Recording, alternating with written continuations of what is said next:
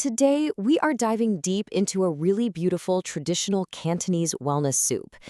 This isn't just about getting your nutrients in, it's about a delicious, totally natural way to help rebalance your body. So, let's get into the Apple and Taizishen Wellness Tonic. So, let me ask you something.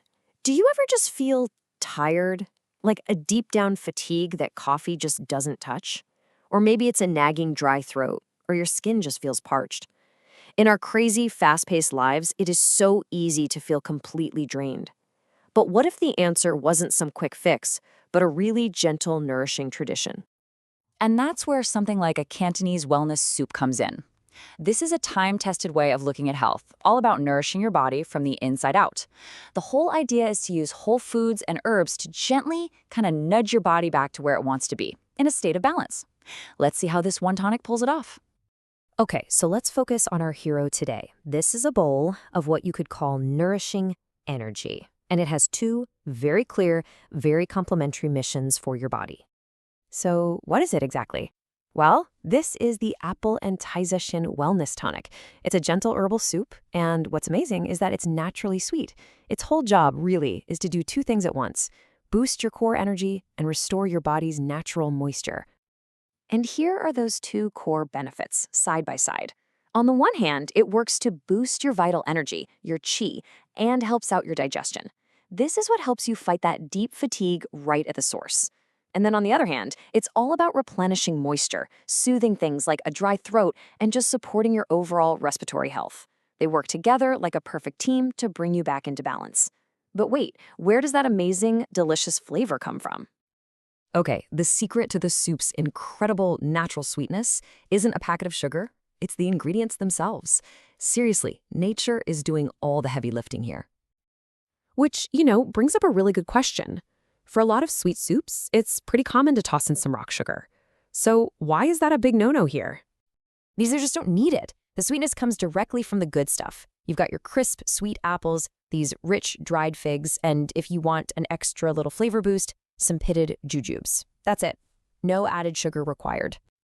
So yeah, the big takeaway, the golden rule here, is to lean on the natural sweetness of the fruit.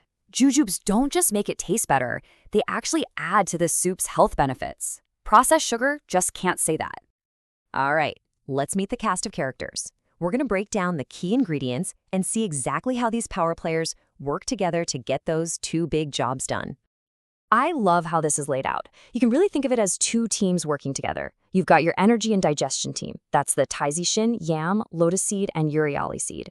Then you've got your moisture team, the apple, fig, and lily bulb. It's just this beautiful synergy, all designed for a holistic balance.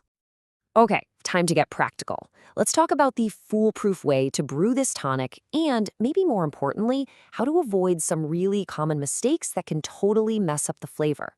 It's actually a really simple 5-step process. First, you soak the herbs to wake them up. While that's happening, you prep your fresh ingredients. Then, the hard herbs go in to simmer for an hour. That's key to getting all their goodness out. After that, the apple and yam jump in for the last 40 minutes. And finally, you just let it rest for a bit so all those amazing flavors can meld together. Now, this is super important. There are two little flavor traps you absolutely want to avoid. First, bitterness. That can come from the tiny green sprout inside the lotus seed, so make sure you're using D-cored ones. Second, sourness.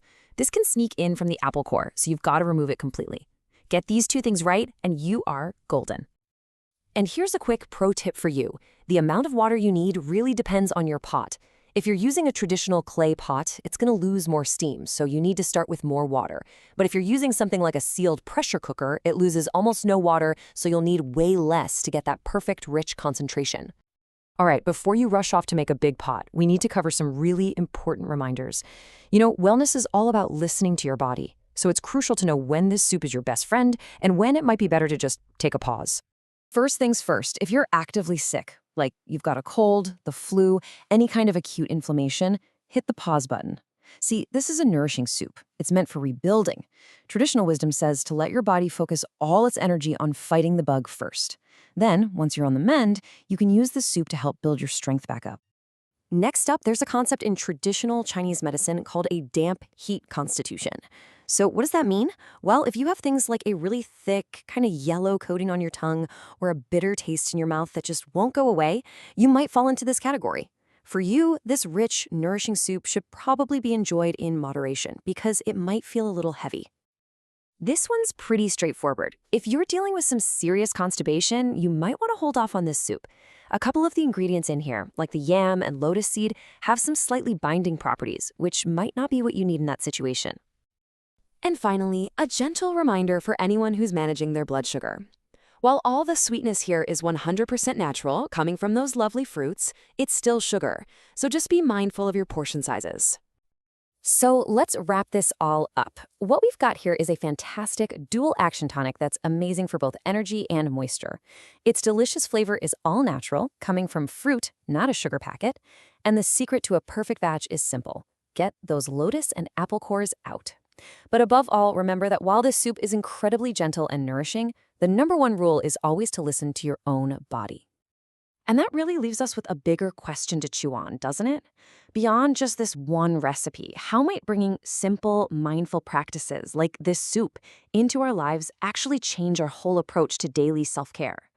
Because it's about so much more than just food, right? It's about taking a moment for a conscious, intentional act of wellness.